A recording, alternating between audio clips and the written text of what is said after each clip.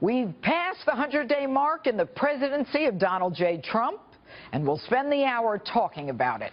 And later, I'll take some time to look back at some of the early highlights of a presidency unlike any other. But first, my opening statement. The subject, grading President Trump.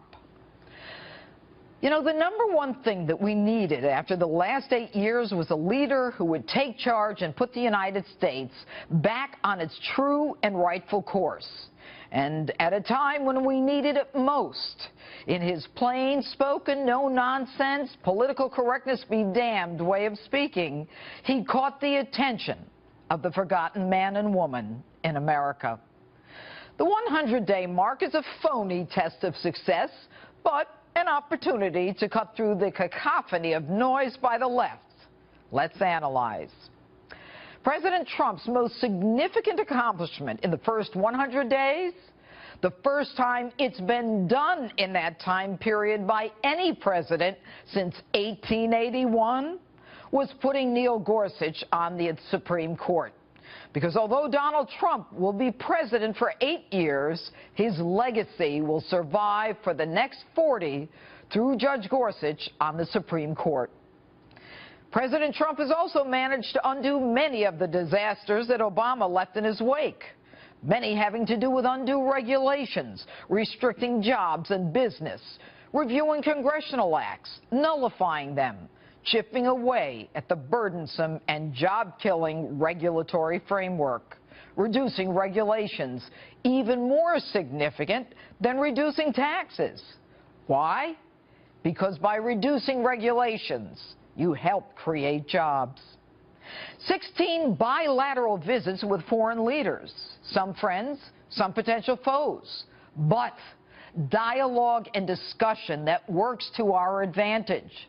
China now standing up to North Korea, suspending North Korea's coal imports, and abstaining from UN votes, reflecting a new era.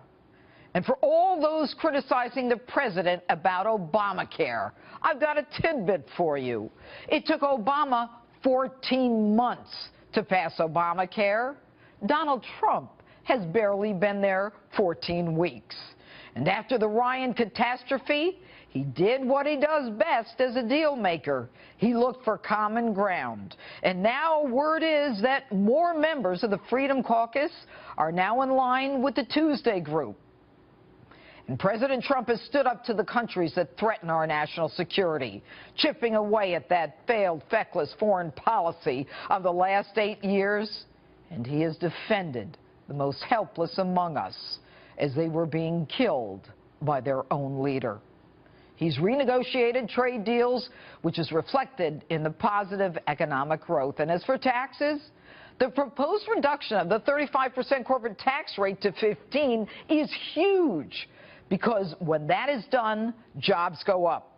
The inclusion of the S Corporation helps all Americans, and the proposed elimination of all deductions other than your home and mortgage and some charitable affects 2/3 of Americans who own or partly own a home. That home, the centerpiece of the American dream. And need I remind you of the historic highs the stock market hit because of the animal spirits that Americans are exercising because of their confidence in a leader who understands business? The influx of illegal immigrants across our southern border has been reduced by up to 70%, even without the border wall, because the message is clear. Law enforcement, Border Patrol, prosecutors, and immigration judges are now following the law. And all the while, the left is doing everything it can to destroy this presidency. Judges refusing to be bound by the law, the Constitution, and precedent.